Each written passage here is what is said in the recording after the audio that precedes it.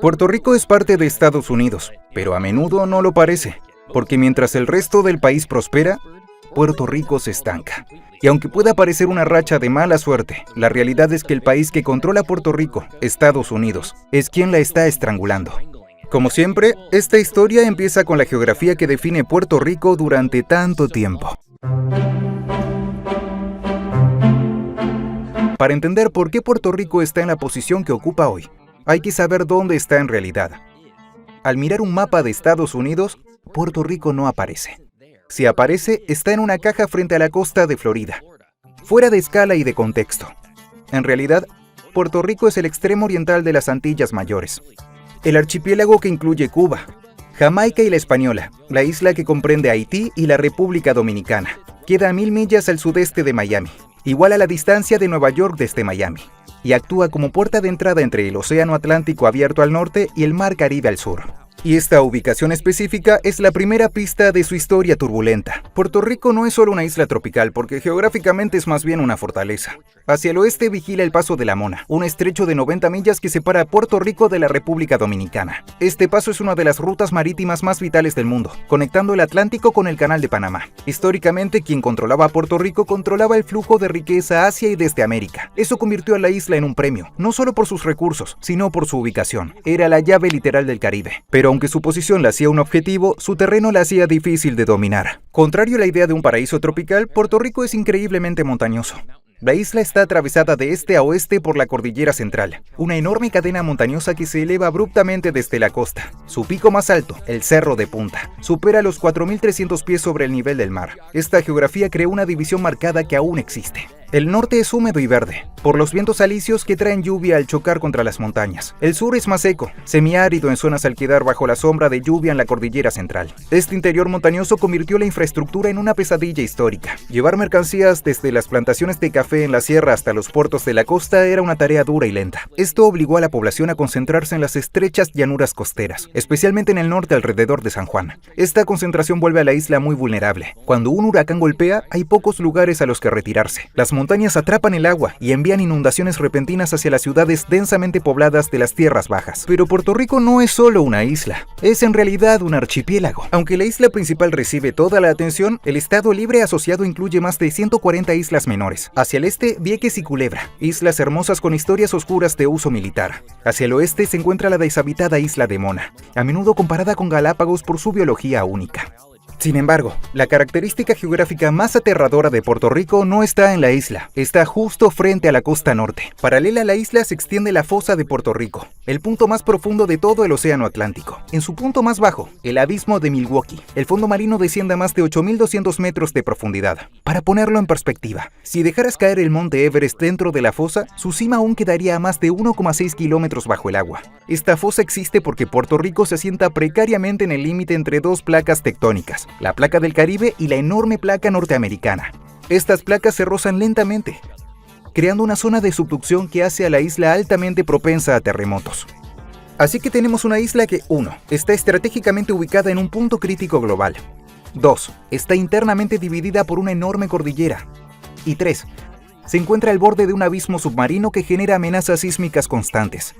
Es un territorio hermoso, peligroso y altamente estratégico. Y por ese valor estratégico, las grandes potencias siempre han querido poseerlo. Pero Estados Unidos no solo quiso poseer la tierra, quiso cambiar fundamentalmente a la gente que vivía en ella. Y eso nos lleva a quienes estuvieron primero, y a el imperio que intentó borrarlos. Antes de ser territorio de los Estados Unidos y mucho antes de que se convirtiera en un rico puerto, esta isla tenía un nombre que le dieron sus habitantes originales, Borinquen, o la Tierra de los Valientes. Los que vivían aquí eran los taínos, y no eran solo una pequeña tribu, era una civilización compleja y próspera que dominaba el Caribe. Cuando Cristóbal Colón llegó a la isla en 1493 durante su segundo viaje, los taínos ya habían establecido grandes aldeas, un sistema agrícola sofisticado y una cultura que valoraba el arte y el deporte. Jugaban un juego ceremonial de pelota en canchas de piedra llamadas batey, cuyas ruinas aún puedes visitar hoy. Pero los taínos cometieron un error fatal. Dieron la bienvenida a los extraños.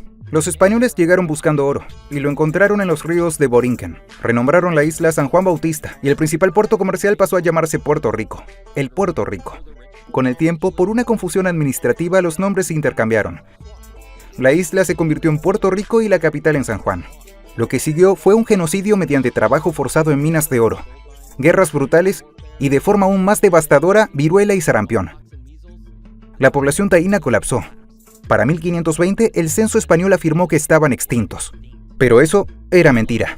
Estudios recientes de ADN han demostrado que los taínos no desaparecieron. Sobrevivieron refugiándose en el interior montañoso, mezclándose con campesinos españoles pobres y africanos esclavizados traídos para trabajar las plantaciones de azúcar. Hoy, el puertorriqueño promedio lleva un porcentaje significativo de ADN mitocondrial de aquellas mujeres taínas originales. El pueblo no fue borrado, fue absorbido. Durante los siguientes 400 años, Puerto Rico fue un puesto militar olvidado del Imperio Español. Mientras otras colonias se rebelaban y lograban su independencia en el siglo XIX, Puerto Rico siguió siendo uno de los dos bastiones de España en el Caribe, junto a Cuba. Pero a finales del siglo XIX, un nuevo imperio surgía en el norte. Estados Unidos había conquistado su propio continente, del Atlántico al Pacífico, y ahora buscaba poder en el extranjero. En 1898 estalló la guerra hispano-estadounidense, tras el hundimiento del USS Maine en el puerto de La Habana. Eso fue lo que Estados Unidos necesitó para justificar la guerra, alegando que luchaba para liberar a Cuba de la tiranía española. Pero cuando la Marina estadounidense bombardeó San Juan en mayo de 1898, no estaban allí para liberar Puerto Rico, estaban allí para adquirirlo. La invasión oficial comenzó el 12 de mayo de 1898, cuando una escuadra de 12 barcos estadounidenses, comandada por el contraalmirante William T. Sampson, atacó San Juan. Esto fue seguido el 25 de julio con el desembarco de 1.300 soldados de infantería, liderados por Nelson A. Miles, en la costa de Guánica, en el suroeste. Muchos locales, cansados de siglos de abandono español, los recibieron. Creían que Estados Unidos les concedería la democracia y la libertad que anhelaban. Pero estaban equivocados. Cuando el Tratado de París fue firmado más tarde ese año, poniendo fin a la guerra, España cedió Puerto Rico a Estados Unidos. Pero aquí está la parte crucial que sentó las bases de todo lo que ocurre hoy. Los puertorriqueños no estaban en la mesa de negociación. La isla fue transferida como propiedad, un botín literal de guerra. Esto creó una crisis legal en Washington. La Constitución de Estados Unidos no contemplaba mantener colonias de forma indefinida. Estados Unidos debía ser una república, no un imperio. Entonces, la Corte Suprema inventó una solución. En una serie de decisiones conocidas como los casos insulares, dictaminó que Puerto Rico pertenecía a, pero no formaba parte de, Estados Unidos. Lo clasificaron como un territorio no incorporado habitado por razas extranjeras, que según ellos no podían comprender los principios anglosajones del derecho. Este limbo legal significó que la Constitución no aplicaba plenamente en Puerto Rico.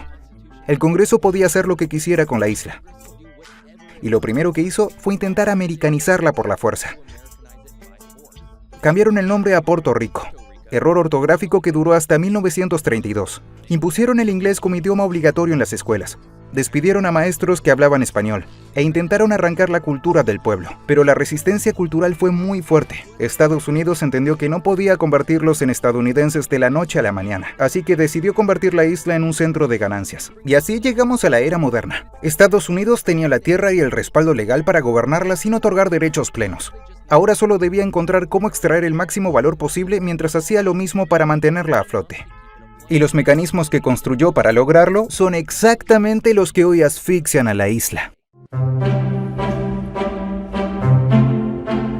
Estados Unidos no solo adquirió Puerto Rico, construyó una jaula legal y económica a su alrededor usando un conjunto muy específico de leyes federales que combinadas crean la tormenta perfecta para el fracaso económico.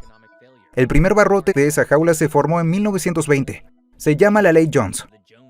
Y no te culpo si nunca has oído hablar de ella. Estados Unidos tiene muchas leyes poco conocidas que impactan nuestra vida diaria. Oficialmente llamada Ley de la Marina Mercante de 1920, suena patriótica en el papel. Exige que todas las mercancías transportadas por mar entre dos puertos estadounidenses viajen en barco con bandera estadounidense, construidos en Estados Unidos, de propiedad y tripulación estadounidense. El objetivo era apoyar la industria naviera tras la Primera Guerra Mundial. Pero para una isla que importa el 85% de sus alimentos y bienes, la Ley Jones es un estrangulamiento. Así funciona en la práctica. Si un enorme carguero procede de China, cargado de electrónicos, va rumbo a la costa este de Estados Unidos. Puede pasar justo frente a Puerto Rico, pero no puede simplemente descargar en San Juan y luego continuar hacia Miami. Para que esa mercancía llegue a Puerto Rico, muchas veces tiene que ir primero hasta Jacksonville, Florida, descargarse allí y luego volver a cargarse en un buque estadounidense especializado mucho más caro para finalmente enviarse de regreso a San Juan. Esta pesadilla logística encarece todo.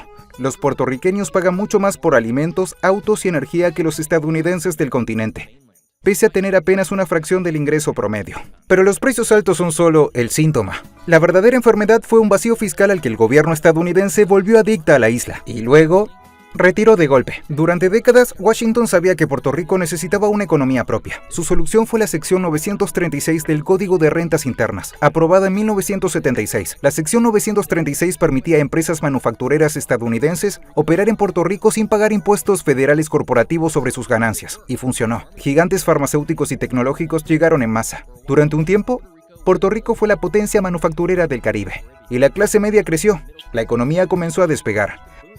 Por primera vez en mucho tiempo, las cosas parecían mejorar en Puerto Rico, pero en 1996 el Congreso decidió equilibrar el presupuesto. Consideraron la sección 936 como subsidio corporativo y votaron para eliminarla gradualmente en 10 años, finalizando en 2006. Los resultados fueron catastróficos. Cuando los incentivos expiraron en 2006, las fábricas no redujeron operaciones lentamente. Se marcharon casi de inmediato. Miles de empleos bien remunerados desaparecieron. La base fiscal colapsó. Puerto Rico entró en una recesión en 2006 de la que literalmente no se ha recuperado.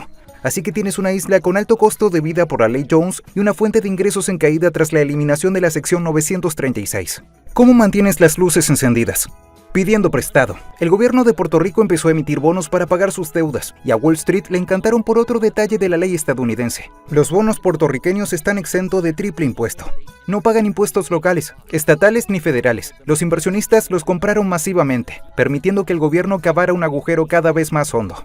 Para 2015, la deuda había superado los $70,000 millones, una suma que la isla jamás podría pagar. En un estado estadounidense normal o incluso una ciudad como Detroit, el gobierno declararía bancarrota bajo el capítulo 9. Este proceso permite decir a los acreedores, no podemos pagar todo, vamos a reestructurar la deuda y pagar lo que sea posible. Pero Puerto Rico no es un estado ni un país soberano, así que no podía declararse en bancarrota. Y todavía es un poco más oscuro.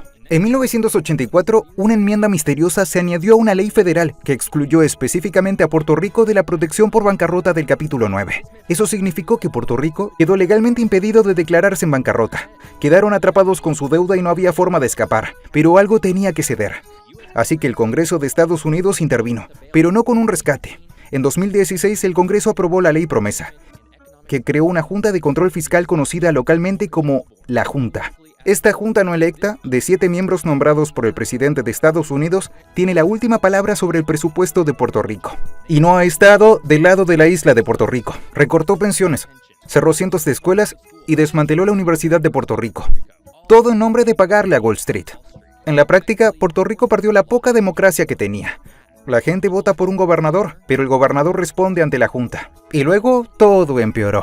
Cuando el huracán María azotó la isla en 2017, dejó en evidencia lo poco que Estados Unidos realmente prioriza a su territorio insular. La respuesta a María, comparada con la de Harvey en Texas o Irma en Florida, fue estadísticamente vergonzosa. Un estudio reveló que 9 días después de las tormentas, FEMA había aprobado $141 millones en ayuda para los sobrevivientes en Texas, pero solo 6 millones para Puerto Rico. Tardaron meses en restablecer la electricidad, el apagón más largo en la historia de Estados Unidos, mientras ciudadanos estadounidenses morían en hospitales porque fallaban los generadores. El mensaje fue claro: los puertorriqueños pueden ser ciudadanos, pero no ciudadanos iguales. Entonces, ¿por qué está fracasando Puerto Rico? Fracasa porque está obligado a comprar bienes a precios inflados. Fracasa porque le quitaron su principal motor económico. Fracasa porque se le prohibió legalmente reestructurar su deuda. Y fracasa porque lo gobierna una junta no electa que prioriza pagar la deuda antes que los servicios públicos. Pero hay una luz al final de este túnel oscuro. Tras el huracán María, las comunidades no esperaron a FEMA. Reconstruyeron sus propios puentes, despejaron sus propias carreteras y ahora lideran una revolución de energía verde instalando redes solares independientes de la autoridad eléctrica colapsada. Y culturalmente, la isla se está convirtiendo en una superpotencia global, exportando música y arte que dominan el escenario mundial, demostrando que puedes colonizar una tierra, pero no puedes conquistar un espíritu. El turismo está alcanzando cifras récord, la comunidad se está reconectando para invertir en su tierra, y una nueva generación está políticamente despierta, exigiendo rendición de cuentas en las calles de San Juan. La geografía de Puerto Rico definió su pasado, su historia definió su lucha, pero su futuro finalmente está siendo escrito por los propios puertorriqueños. Y si la historia sirve de guía, son muy resilientes. Espero que hayas disfrutado aprendiendo sobre Puerto Rico. Si fue así, asegúrate de ver este video sobre el lugar más remoto de América que no sabías que existía. Gracias por verme. Hasta la próxima.